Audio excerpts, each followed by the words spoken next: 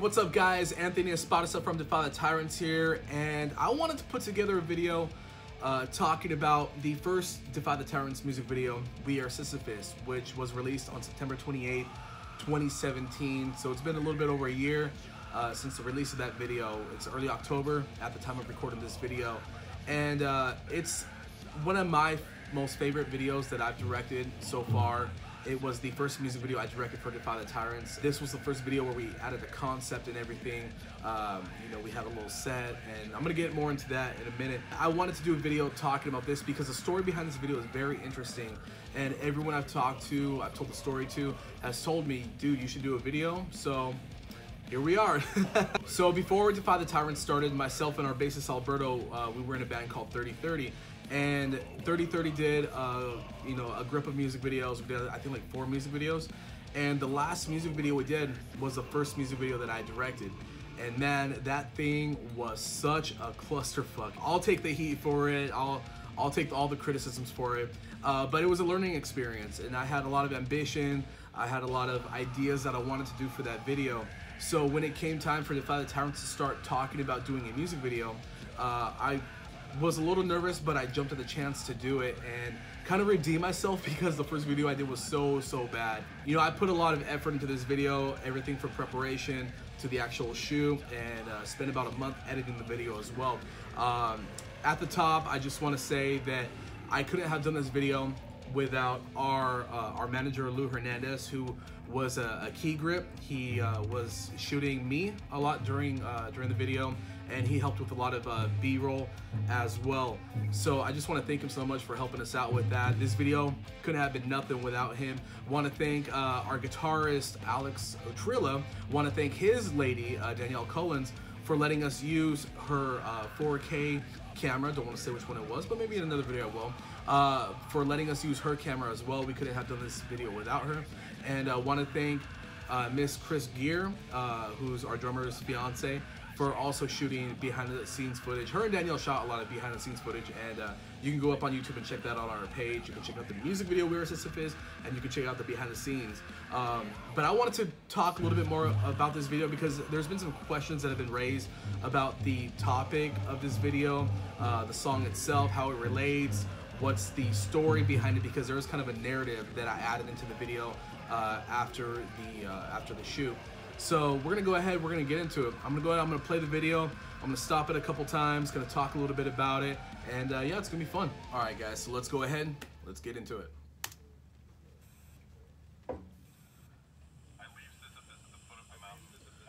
All right, so this part of the song, of the video, isn't actually in the song. When you go and listen to the song, the audio version on Spotify or Apple Music or whatever, you won't hear this. You'll just hear when the music kicks in. Let me go ahead and pause this real quick. Let me talk about it. So when we were writing Are Sisyphus, prior to doing this video, our singer Chris Maddox, Mad Dog, the Mad Dog, Vanilla Pudding, he was inspired by the Myth of Sisyphus. He was inspired by the Myth of Sisyphus, which was written by Albert Camus. I barely know how to pronounce that name. I kind of had the idea of maybe it'd be cool to have Chris read an excerpt of the poem that inspired him for this song. He hates it, by the way. He does not like it. I think it's sick. I think it gives like a thematic element to it, but he doesn't like it, which is okay. He's still on it, and he has such a sultry voice. All right, let's get back into it before I make myself look like an idiot. Nor futile. One must imagine Sisyphus happy.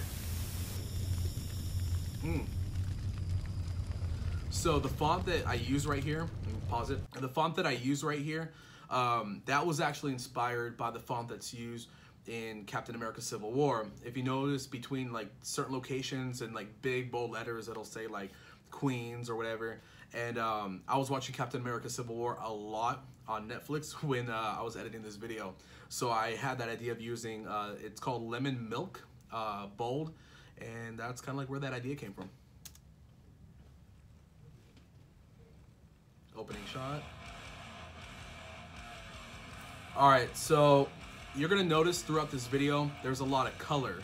I didn't want to do a conventional death metal, heavy metal kind of music video. I wanted to do something that was very colorful. I'm a big comic book fan. I love Jack Kirby's artwork. I love Guardians of the Galaxy. both movies. So I like the idea with having a lot of color involved in the video.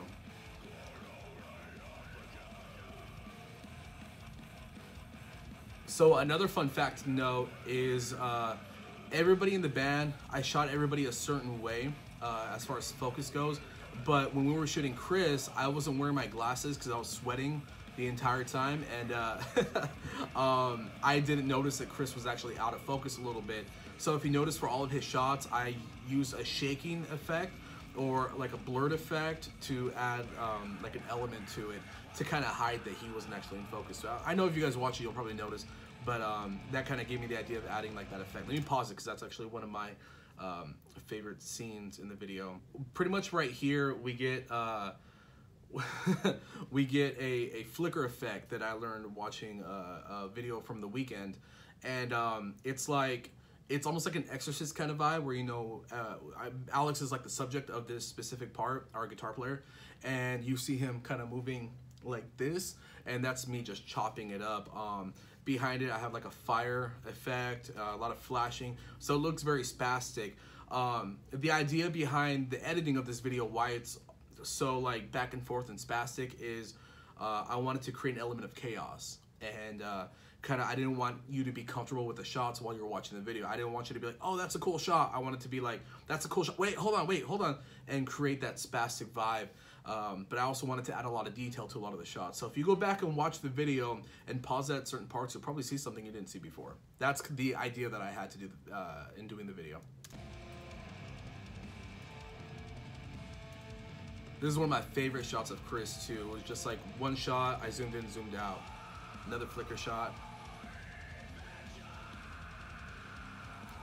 The lights that are above the amps, those were actually our managers. Those were our stage lights that we used. We pointed at the crowd above our amps, and it was really, really cool, and it helped add a lot of layers to this video. I'm gonna pause it real quick. So some people have asked me, now this is a really, really important fact about this video, important to know, and this is something I've told every musician that I played with that's asked me how we shot this video, and this is like the #1 fact that I've said. We did not shoot this video in a club, in a bar, on stage. That's been asked a lot because of the lights that we have above our amps. People think that those are actually lights from a stage setup, and that's not true. We actually shot this video against the wall of our old rehearsal space, kind of like this wall right here, where we pretty much got all of our amps, got our guitar cases and everything, and kind of boarded up the walls, and kind of like we just shot everything against the wall. That's why you don't see any like full band footage. You just see individual shots. You just see me, and then switch over to Chris, and then switch over to Alex and Brandon. So that's it was kind of like a last minute idea. We decided that a week before the shoot when we were preparing for the video. All right, let's go and keep going. There's a lot of public domain news footage that I used for this video as well. That was to kind of add the narrative of, you know, as a society, not just as the US, but as a society, we keep, just like Sisyphus, we keep pushing this boulder. We have this like eternal struggle to get better and to improve. And I don't know if that's exactly what Chris was going for with this one, but that's kind of like the idea of the video, is like we keep ending up in the same spot. Like that boulder keeps rolling back. All right, so this shot is a shot that let me pause it. This shot is a shot that a lot of people who've watched this video have pointed out, is the little girl punching the soldier. So I found this footage on a public domain site, and this amazing piece by this girl who kind of runs up on this soldier while he's like grinning at her, and she just cocks her hand back, and then bam. What you don't see in the next clip is that she actually misses. I wanted to get the specific point where it looks like she actually hits him. So that's kind of like where that idea came from. My favorite shot of the video, definitely, and I know a lot of my guys in the band also love this shot as well. All right, let's keep going.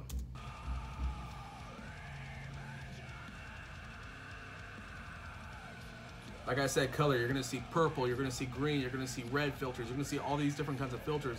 Believe it or not, a lot of it was actually done in post. But the lights were, I think we had like 3 colors, and then a lot of it I just kind of color adjusted in post during the editing.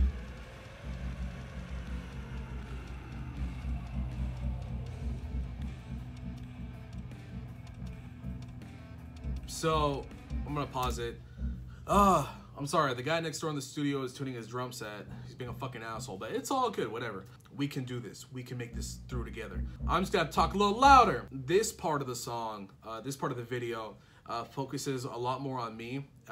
Unfortunately, we did not get that many shots of me because as the director, probably the most difficult aspect of shooting a music video that you're in is that you're not really focusing on yourself too much. You don't want to be that egocentric and be like, I need to have the best shots and I need to have this. So I just kind of like ran through my shots. I think I only had like 2 takes full body and like maybe like 2 close-ups, one up here and one up here on my guitar. Shut the fuck up! Oh, whatever. All right, so moving forward. Brandon's drum shots are my favorite drum shots. They're some of my favorite shots in the video. We move the camera all around up top. A lot of shots of drummers will be from the top, or they'll be like going through. I did a lot of like cymbal work and a lot of him hitting the snare and hi-hat. Those were my favorite shots. You have him like really getting down and everything. I also added like a shaky effect to some of his shots whenever he does his fills to make it feel like his fills are actually moving the camera around. We got a tripod and we pointed it down just to get like that downward angle.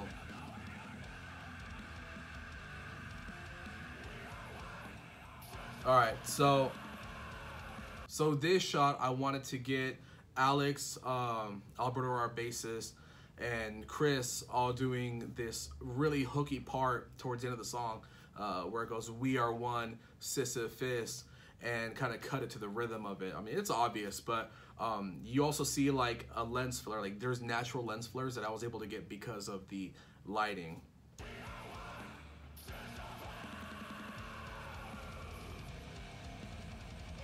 By the way, to give a lot of credit, I want to give a lot of credit to my boy Lou, who he did all my shots, and also to our guitarist Alex, who helped do this, my guitar solo shots as well. My guitar solo shots, I always wanted to get 2 angles.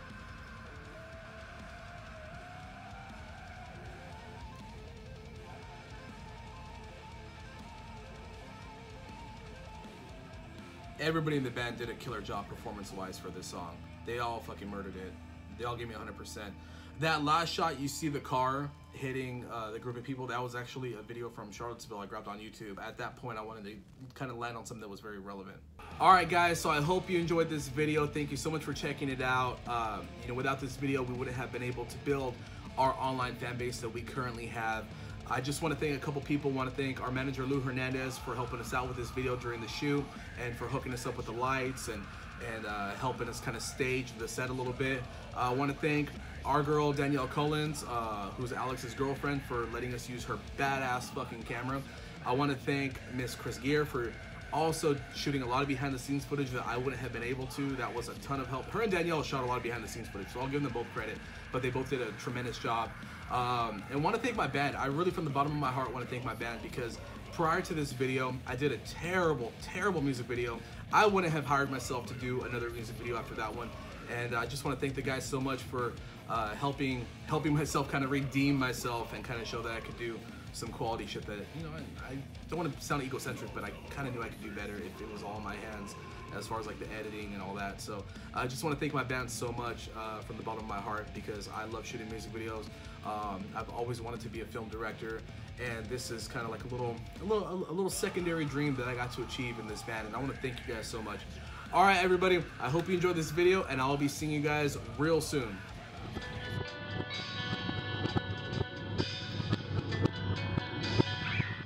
Hey, what's up, guys? This is Anthony from Defy The Tyrants, and if you like this video, make sure to hit that subscribe button and leave us a comment and a thumbs up. And don't forget, make sure to check out some of our other videos, including music videos, audio-only videos, behind-the-scenes footage, and our special YouTube series, The Metal Vlog, here on the Defy The Tyrants YouTube channel.